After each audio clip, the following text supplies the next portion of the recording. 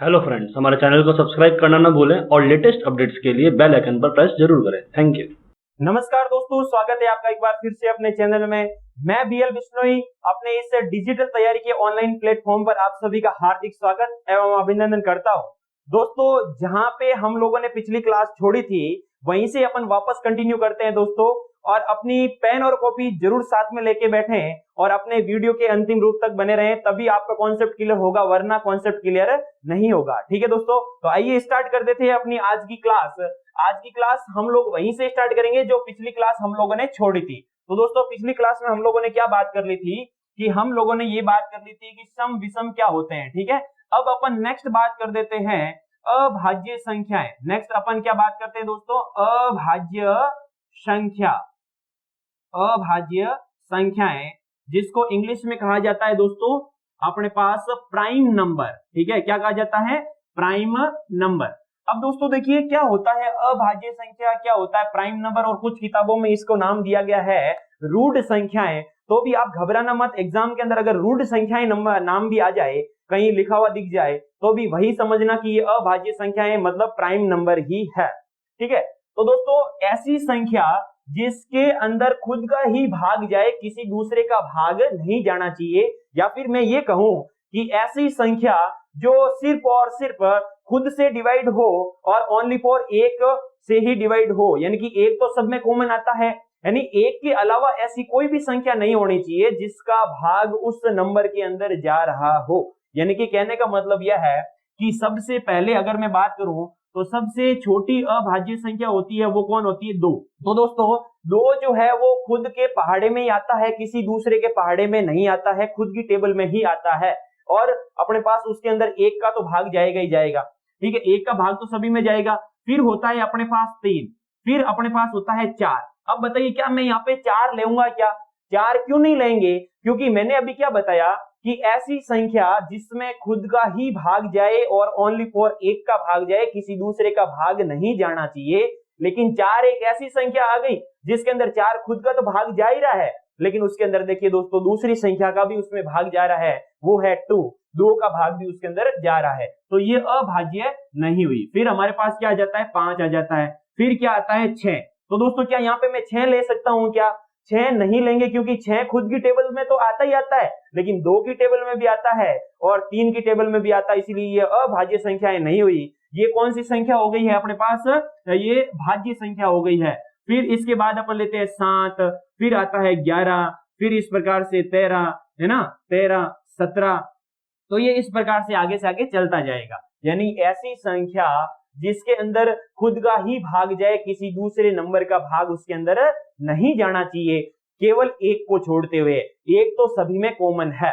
अब देखिए दोस्तों, यहां से क्वेश्चन पुटअप हो गया था फर्स्ट ग्रेड के अंदर। तो दोस्तों ये क्वेश्चन फर्स्ट ग्रेड में आया था। फर्स्ट ग्रेड जो आपके आता है ये स्कूल व्याख्या था। ठीक है ना, ये लेक्चरर के एग्जाम के अंदर ये क्वेश्चन पूछा गया था। क्वेश्चन क्या था कि एक से 100 के मध्य, 1 से 100 के मध्य कितनी कितनी अभाज्य संख्याएं होती है? अभाज्य संख्याएं होती है। ठीक है, तो अपने पास ऑप्शन इस प्रकार से आए थे 20, फिर बी ऑप्शन था 22, सी ऑप्शन था 25, डी ऑप्शन था 30। ठीक है, तो हमको इसमें से कौन सा ऑप्शन चुनना था? ये क्वेश्चन फर्स्ट ग्रेड के अंदर आया था। फर्स्ट ग्रेड 2014 के अंदर ये क्वेश्चन आपको पूछा गया था कि 1 से 100 के मध्य कितनी अभाज्य संख्याएं होती है। तो यहाँ पे ऑप्शन था अपने पास 25। तो 1 से 100 के मध्य कितनी संख्याएं अभाज्य होती है? 25 होती है। आप काउंट कर लीजिएगा, है ना, जैसे अपन यहां से काउंट करते जाएंगे 2 3, ये इस प्रकार से 1 2 3 4 5 इस प्रकार से। तो 1 से लेके 10 के मध्य तो होती है 4। 1 से लेके 10 के मध्य कितनी होती है? 4। ठीक है, फिर उसके बाद अपने पास ये 4 संख्याएं और ऐड हो जाती है 20 तक, यानी कि ये 19 आ जाती है। यानी कि 11 13 17 19, ये 4 संख्याएं और 20 तक ऐड हो जाती है, यानी कि 1 से लेके 20 तक 8 अभाज्य संख्याएं होती है। तो ये इस प्रकार से 1 से लेके 100 के मध्य कितनी संख्या होती है? अपने पास 100 के मध्य तक अपने पास 25 होती है। कोई जरूरी नहीं है 1 से 100 के मध्य भी पूछे, वो ऐसे भी पूछ सकता है 1 से 50 के बीच में कितनी संख्याएं हो सकती है, या फिर 50 से 100 के मध्य कितनी हो सकती है, या फिर इस प्रकार से 30 से 70 के बीच में भी पूछ सकती है। तो ये सारी की सारी आप अपने बुक्स के माध्यम से या फिर अपन आराम से इसको डिवाइड करके अपन लिख सकते हैं, तो अपन याद कर सकते हैं। ये कोई पर्टिकुलर वो नहीं है कि भाई अपने पास यही क्वेश्चन पुटअप हो, वो कहीं से भी पूछ सकता है, लेकिन अपने को ज्ञान होना चाहिए कि अभाज्य संख्याएं होती कौन कौन सी है। ठीक है, तो ये इस प्रकार से। अब इसके अंदर एक नोट करने वाली बात यह है, NOTE नोट करके लिखना, कि यहाँ पे मैंने क्या देखा, मैंने ये देखा कि जैसे ही मैं अभाज्य संख्याओं को लिखना स्टार्ट करता हूं, तो इस दो को छोड़ते हुए बाकी जितने भी अभाज्य संख्याएं जो प्राइम नंबर है, वो सभी की सभी कैसी है, ऑड नंबर है, विषम संख्याएं है। तो दोस्तों इसका मतलब ये हुआ कि इन प्राइम नंबर्स के अंदर से ओनली फॉर ये जो आपके पास 2 है, जो ये 2 है, ओनली फॉर ये एक ही ऐसा नंबर है जो सम होते हुए भी अभाज्य संख्या है, प्राइम नंबर है। तो इसका मतलब इसमें मैं नोट में क्या लिख सकता हूं कि दो एक सम अभाज्य संख्या, दो एक सम अभाज्य संख्या कहलाती है। तो ये ध्यान रखना, यानी कि दो एक सम होते हुए भी अभाज्य संख्या है। अब एक आता है बच्चों के एग्जाम के अंदर या मन के अंदर ये क्वेश्चन आपके आता है कि सर एक क्या है, एक भाज्य है या अभाज्य। तो मैं आपको यहाँ इसी नोट के अंदर एक बात क्लियर करवा दूं कि इसी नोट के अंदर एक न तो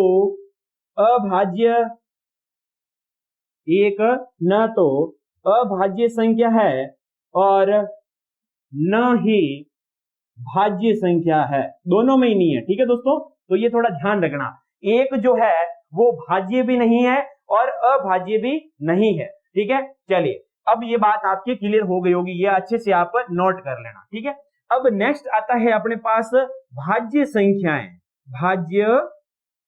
संख्याएं, जिसको कुछ किताबों के अंदर मैंने आपको पहले ही बता दिया था, दिया हुआ इस प्रकार से संयुक्त संख्याएं, और इसको इंग्लिश में कहा जाता है कंपोजिट नंबर। क्या कहा जाता है दोस्तों? Composite number. ये थोड़ा ध्यान रखना।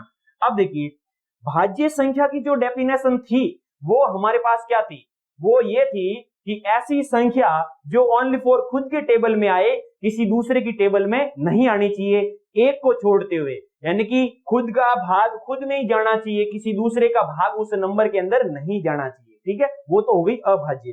और भाज्य संख्या ऐसी संख्या जो खुद के टेबल में तो आए दूसरों की टेबल में भी आना चाहिए, यानी कि दूसरों किसी का भी एक नंबर का भाग उसके अंदर जाना चाहिए। जैसे 1 से लेके मैं 3 तक तो ले नहीं सकता, क्योंकि 1 जो है वो न तो भाज्य है और न ही अभाज्य है, फिर 2 और 3 खुद अभाज्य है, तो इसका मतलब नेक्स्ट नंबर आ गया 4, और वो क्या है अपने पास, 4 जो है वो भाज्य संख्या है। 4 आ जाएगा, 6 आ जाएगा, फिर उसके बाद आएगा अपने पास 8, 9, 10, 12, ये इस प्रकार से चलता जाएगा। यानी कि ऐसी संख्या जिसके अंदर खुद का भाग जाए, लेकिन किसी दूसरे की टेबल में भी वो आए, किसी दूसरे नंबर से भी वो डिवाइड होना चाहिए। जैसे 4 2 से डिवाइड होता है, 6 खुद से तो होता ही है, लेकिन 2 से और 3 से भी होता है, 8 खुद से भी होता है, लेकिन 2 से होता है, 4 से भी होता है, 9 देखो खुद से ही होता है और 3 से भी होता है, यानी कि किसी दूसरी नंबर से भी डिवाइड होना चाहिए। तो वह क्या कहलाता है अपने पास, भाज्य संख्या या संयुक्त संख्या, कंपोजिट नंबर। और सबसे छोटी, ये क्वेश्चन आपके कितनी बार एग्जाम में पूछा गया कि सबसे छोटी भाज्य संख्या कौन सी होती है, सबसे छोटी संख्या। तो कंफ्यूजन के माध्यम से वो बच्चे यहाँ पे गलती कर देते हैं कि वो जो भाज्य संख्या है वो हमेशा अभाज्य संख्या है वो हमेशा 2 से पढ़ते जाते हैं। तो उनके दिमाग में एग्जाम टाइम में क्या आ जाता है कि 1 जो है वो अभाज्य में तो आता नहीं है, इसका मतलब भाज्य में आता होगा, और वो 1 चुन लेते हैं। जबकि यहाँ सबसे छोटी भाज्य संख्या कंपोजिट नंबर कौन सा है दोस्तों, 4 है। तो ये ध्यान रखना, ये कितनी ही बार एग्जाम में पूछा गया है, सबसे छोटी संयुक्त नंबर, भाज्य संख्या, कंपोजिट नंबर कौन सा है। तो ये चीज अपनी कॉपी में जरूर नोट करना। कुछ दोस्तों ऐसी चीजें हैं जो मैं बोल दूंगा लेकिन यहाँ पे लिख नहीं पाऊंगा, तो आपको एक काम करना है, फटाक से अपनी कॉपी निकालनी है और उसके कहीं ऊपर ये ना भैया आसपास कहीं पे भी आपको क्या करना है, उसको नोट कर लेना है। क्योंकि दोस्तों कि कुछ क्वेश्चन कुछ लाइन हम लोग जो टीचर कोई भी लेक्चर हो चाहे किसी भी सब्जेक्ट का हो, आपको लगे कि हाँ ये गुरुजी ने थोड़ी इंपॉर्टेंट लाइन बोली है, तो आपको क्या करना है, वो नोट कर देनी है बात, ठीक है। क्योंकि सारी बातें हम नोट्स में नहीं लिखा पाएंगे, ठीक है। चलिए अब आगे अपन बात कर देते हैं, भाज्य के बाद अपन बात करते हैं सहअभाज्य संख्या, को प्राइम नंबर। क्या होता है को प्राइम नंबर, ठीक है। बहुत ही बार इसमें से भी क्वेश्चन आपके पूछा गया है एग्जाम्स के अंदर। तो दोस्तों अभी अपन बात कर लेते हैं को प्राइम नंबर के बारे में भी। क्या होता है को प्राइम नंबर, हेडिंग डालना, स्टार लगा के हेडिंग डाल दीजिए,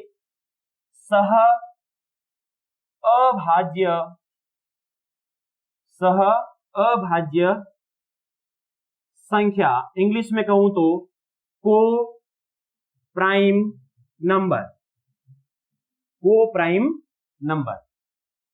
तो ये थोड़ा ध्यान रखना। चलिए दोस्तों स्टार्ट कर देते हैं। बहुत ही अच्छा, और इस पे थोड़ा इंपॉर्टेंट लगाना, इसके अंदर अभी आपको पता चल जाएगा कि ये टॉपिक किस प्रकार से और क्यों इंपॉर्टेंट है, ठीक है। अब देखिए सहअभाज्य, देखो सहअभाज्य को प्राइम नंबर।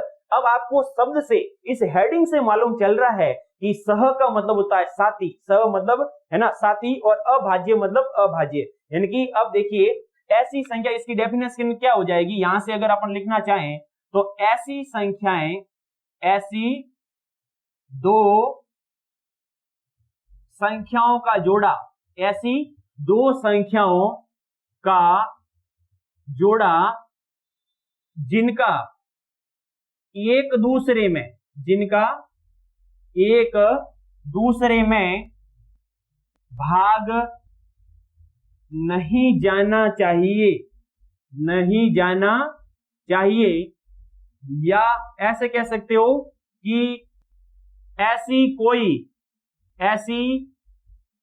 कोई उभयनिष्ठ, कॉमन उभयनिष्ठ संख्या ना हो, उभयनिष्ठ संख्या न हो जिसका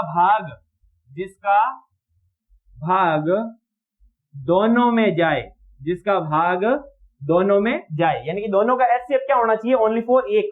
यानी अब आपको इस लाइन का मतलब समझा दूं कि दो संख्याएं होगी और दोनों ऐसी संख्याएं होगी कि इस संख्या का भाग इसमें नहीं जाना चाहिए और इस संख्या का भाग इसमें नहीं जाना चाहिए, या फिर कोई एक ऐसी तीसरी संख्या जिसका भाग इसमें भी जा रहा हो और इसमें भी जा रहा हो, ऐसा नहीं होना चाहिए। कोई भी कॉमन नंबर नहीं होना चाहिए, एक को छोड़ते हुए, एक का भाग सभी में जाता है, ठीक है। तो ऐसी दो संख्याओं का जोड़ा जिसमें इसका भाग इसका नहीं जाना चाहिए और इसका भाग इसमें नहीं जाना चाहिए, या फिर कोई तीसरी ऐसी कोई संख्या नहीं होनी चाहिए जिसका भाग इसमें भी जाए और उसका भाग इसमें भी जाए। जैसे फॉर एग्जांपल के माध्यम से मैं आपको समझाने की कोशिश करूं तो एग्जांपल्स ले लेते हैं दोस्तों। तो इस प्रकार से, जैसे एग्जांपल नंबर अगर मैं फर्स्ट की बात करूं तो यहां से क्या हो जाएगा, जैसे मैं ले लेता हूं, देखिए दोस्तों 5 और 7, ठीक है। तो क्या 5 का भाग 7 में जाता है क्या, नहीं जाता। क्या 7 का भाग इस 5 में जाता है क्या, नहीं जाता। क्या मैं कह सकता हूं कि ये जो है ऐसी कोई कॉमन संख्या एक को छोड़ते हुए जिसका भाग इसमें जाए, वो ऐसी भी संख्या नहीं है। जैसे और अपन एग्जांपल के माध्यम से यहां समझने की कोशिश करें तो देखिए दोस्तों मैं ले लेता हूं यहां पे 7 और 9, 7 और मैंने क्या ले लिया, 9 ले लिया, ठीक है। तो क्या 7 का भाग 9 में जाता है क्या, नहीं जाता। क्या 9 का भाग 7 में जाता है क्या, नहीं जाता। या फिर कोई ऐसी कॉमन संख्या, ऐसी कोई उभयनिष्ठ संख्या जिसका भाग दोनों में जाए, ऐसी कोई है क्या एक को छोड़ते हुए, नहीं, ऐसी भी कोई संख्या नहीं है। इसका मतलब ये दोनों एक दूसरे की क्या कहलाएगी, सहअभाज्य संख्या कहलाएगी।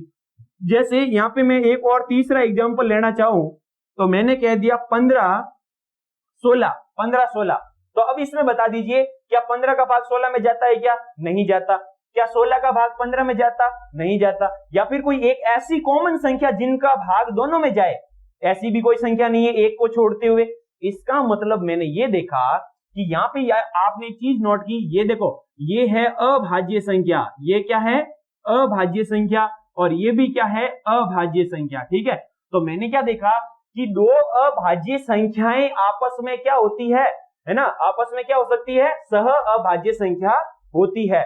या इसमें देख लीजिए, ये है अभाज्य संख्या और ये क्या है, भाज्य संख्या। मतलब शर्त समझा रहा हूं कि इसकी शर्त क्या है कि कौन कौन सी संख्याएं सह अभाज्य संख्या हो सकती है। यानी कि दोनों अभाज्य संख्याएं भी हमारे पास सह अभाज्य संख्या हो सकती है, एक अभाज्य और एक भाज्य संख्या भी सह अभाज्य संख्या हो सकती है।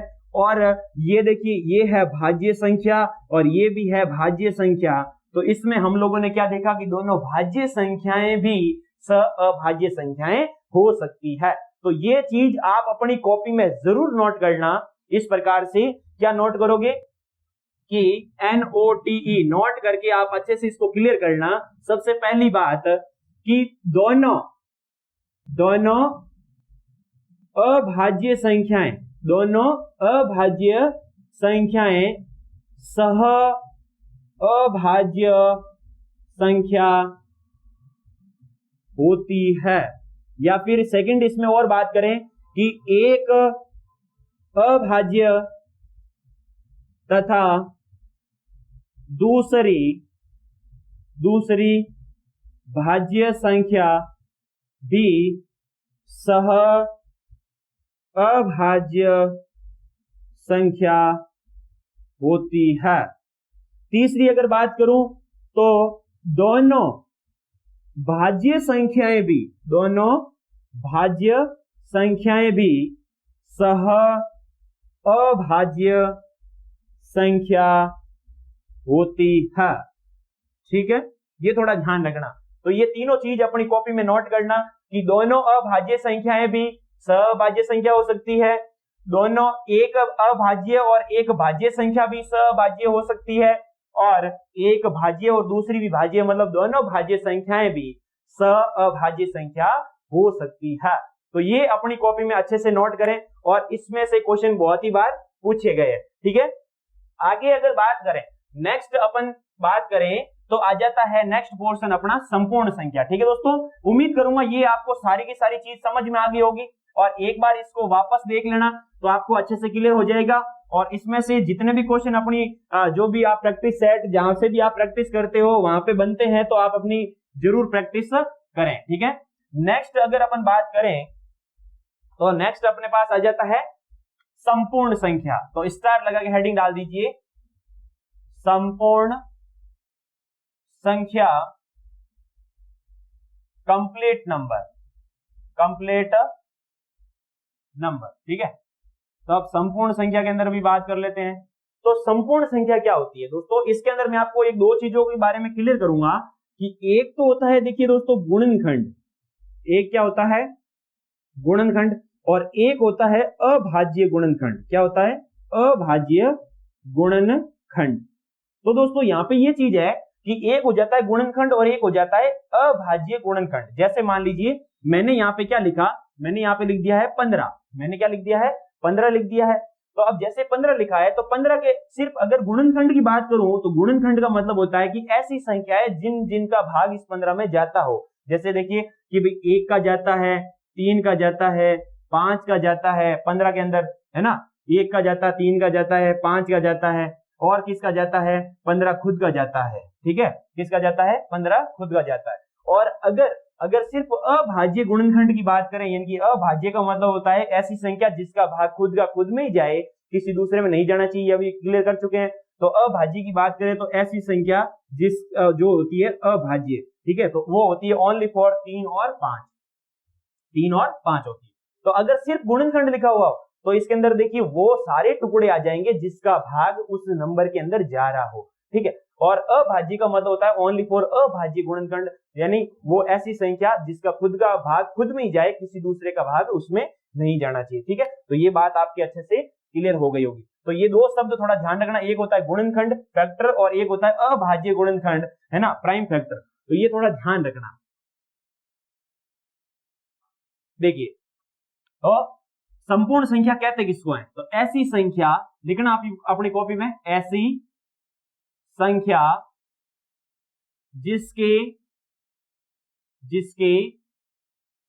गुणनखंडों का योग जिसके गुणनखंडों का योग, गुणनखंडों का योग संख्या को छोड़कर, ये थोड़ा ध्यान रखना, अभी समझा दूंगा कैसे। ऐसी संख्या जिसके गुणनखंडों का योग उस संख्या को छोड़कर, है ना, ऐसी संख्या जिसके गुणनखंडों का योग उस संख्या के बराबर होना चाहिए, लेकिन उस योग के अंदर वो खुद संख्या नहीं जुड़ेगी, ये थोड़ा ध्यान रखना, ठीक है। अब कैसे, जैसे मान लीजिए क्वेश्चन लिखना, आप अच्छे से इसको क्वेश्चन के माध्यम से समझ लीजिए कि निम्न में से कौन सी एक संपूर्ण संख्या है, कौन सी एक संपूर्ण संख्या है, ठीक है। तो आपका ऑप्शन इस प्रकार से है 12, बी ऑप्शन हो जाएगा 18, सी ऑप्शन हो जाएगा 10 और डी ऑप्शन हो जाएगा 6। तो दोस्तों इसको कैसे अपन चेक करेंगे वो ध्यान से देखना। तो सबसे पहले मैं आपके सामने ए चेक कर रहा हूं कि 12, अब 12 के अंदर अपने को ओनली फॉर गुणनखंडों का योग बोला है, अभाज्य नहीं बोला। तो सिर्फ गुणनखंड का मतलब होता है ऐसे टुकड़े जिसका भाग इसके अंदर जाता हो। देखो 1 का भाग जाता है, 2 का जाता है, 3 का जाता है, 4 का जाता है, 6 का जाता है और 12 खुद का जाता है। और मैंने क्या बोला, उस संख्या को छोड़कर बाकी सभी का योग जो है वो, है ना, एडिशन जो है वो उस संख्या के बराबर होना चाहिए। तो जोड़ो जरा, है ना, 10 और 3 13, ये तो ज्यादा हो गया, तो इसका मतलब ये एक संपूर्ण संख्या नहीं है, बराबर होना चाहिए। बी ऑप्शन अगर मैं चेक करूं तो होता है 18। तो देखो 1 का जाता है, 2 का, फिर 3 का, फिर 6 का, 9 का और 18 खुद का। तो संख्या को छोड़कर बाकी सभी का योग करो, देखो 18 के बराबर हो रहा है क्या, तो 9 और 6 15, 15 और 3 18 और 3 ये इस प्रकार से 21, यानी कि अपने पास 18 बराबर नहीं हो रहा है इनका योग, इसका मतलब ये भी संपूर्ण संख्या नहीं है। फिर सी ऑप्शन चेक करते हैं 10, क्या 10 एक संपूर्ण संख्या हो सकती है? अभी चेक कर लेते हैं। 1 का जाता है, 2 का जाता है, 5 का जाता है और 10 खुद जाता है। 10 को छोड़कर क्या बाकी सभी का योग हमारे पास क्या हो रहा है क्या? ये तो होता है अपने पास कितना, 5 और 2 7 और 1 8, 10 के बराबर नहीं हो रहा है, इसका मतलब ये एक संपूर्ण संख्या नहीं है। अगर नेक्स्ट बात करें डी ऑप्शन की, तो देखिए 6 के अंदर बात करूं तो देखो 1 का जाता है, 2 का जाता है, 3 का जाता है और 6 खुद का जाता है। इस 6 को छोड़कर क्या सभी का योग 6 के बराबर हो रहा है क्या? 3 और 2 5 और 1 6, बिल्कुल हो रहा है। इसका मतलब हमारी ये एक संपूर्ण संख्या है। अब मुझे लगता है कि अब आपके मन में कोई भी डाउट नहीं है कि ये संपूर्ण संख्या कंप्लीट नंबर क्या होती है। इस क्वेश्चन के माध्यम से आपको पूरा का पूरा डाउट क्लियर हो गया होगा, ठीक है। यानी कि यह सभी गुणनखंडों का योग उस संख्या को छोड़कर किसके बराबर होना चाहिए? उस खुद के बराबर होना चाहिए। लेकिन ऐसी संख्या कौन सी निकली हमारे पास? ये 6। एक बात आपको बता दूं, नोट करके लिख लेना, केवल और केवल, NOTE नोट करके आप अच्छे से लिख लेना, केवल और केवल संपूर्ण संख्या, केवल और केवल संपूर्ण संख्या 6 और 28 ही होती है, ये बात ध्यान रखना।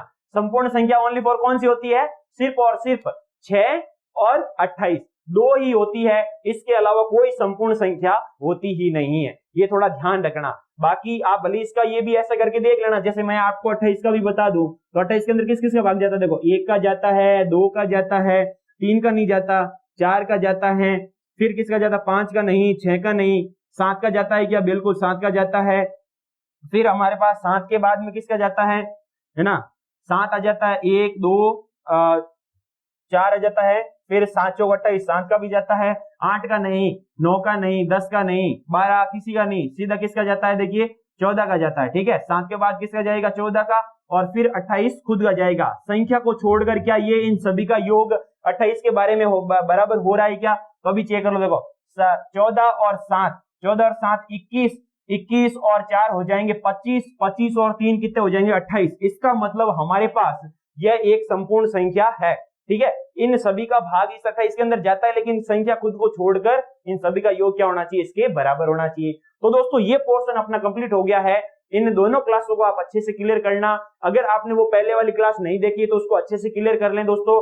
इन दोनों क्लासों के माध्यम से आपको पता चल जाएगा किस प्रकार के कंपटीशन एग्जाम में क्वेश्चन पूछे जाते हैं और किस प्रकार से आपको तैयारी करनी है। ठीक है, तो दोस्तों आज का पोर्शन अपना कंप्लीट हो चुका है, पूर्णांक वाला इंटेजर्स का पूरा पोर्शन अपने कंप्लीट हो चुका है। नेक्स्ट क्लास के अंदर मैं आपको पढ़ाऊंगा दशमलव संख्याओं के बारे में, पूरा अपन कंप्लीट करेंगे, डेसिमल नंबर क्या होते हैं। ठीक है दोस्तों, तो आपको नेक्स्ट क्लास जरूर अटेंड करनी है और आपको आज की क्लास पसंद आई है तो अपने दोस्तों के साथ में ज्यादा से ज्यादा आपको शेयर करना है दोस्तों, क्योंकि हमें आपके प्यार की जरूरत है और आपका प्यार ही सर्वोपरि है दोस्तों। बस आप जितना ज्यादा हमें प्यार दोगे तो बस हमारा भी थोड़ा हौसला अफजाई होगा और आप तक ऐसी मस्त वीडियो आप तक पहुंचाएंगे कि दोस्तों आपके लिए हर सब्जेक्ट बहुत ही आसान हो जाएगा, चाहे वो कैसा भी सब्जेक्ट हो। ठीक है दोस्तों, तो बस ज्यादा आपको कहने की जरूरत नहीं है, आप खुद समझदार हैं, है ना दोस्तों। और बाकी जो भी है एक एक चीज अपनी कॉपी में जरूर नोट करना, ताकि क्या होता है कि बार बार अपन वीडियो नहीं देख पाते हैं, कॉपी में नोट होगा तो अपन वापस रिवाइज कर सकते हैं। ठीक है दोस्तों, मिलते हैं वापस अगली क्लास में एक नई ऊर्जा और नई एनर्जी के साथ में। तब तक के लिए सभी को धन्यवाद। जय श्री कृष्णा, राधे राधे।